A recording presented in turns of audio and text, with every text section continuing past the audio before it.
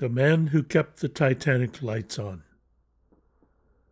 As passengers rushed to lifeboats on the Titanic, deep below the decks, dozens of men stayed behind, and because of them, the ship's lights never went out.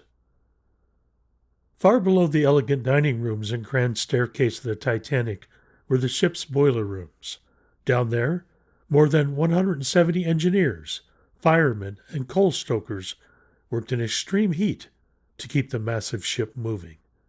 When Titanic struck the iceberg on April 14, 1912, water immediately began flooding the lower compartments.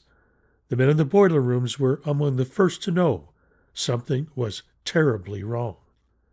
But instead of abandoning their posts, the engineering crew did something extraordinary.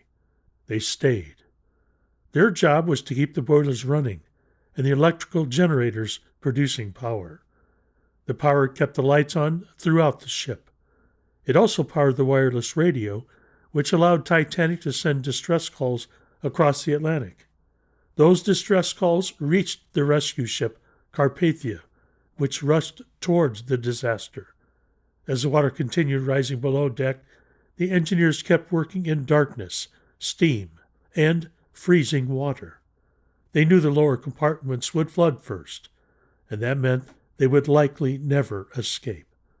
But they kept the power running for as long as possible. Because the lights stayed on, the crew was able to load lifeboats in relative order, instead of complete panic. Many historians believe the engineers' sacrifice helped save hundreds of lives. When Titanic finally sank beneath the Atlantic at 2:20 a.m., most of the engineering crew were still below deck. None of them survived.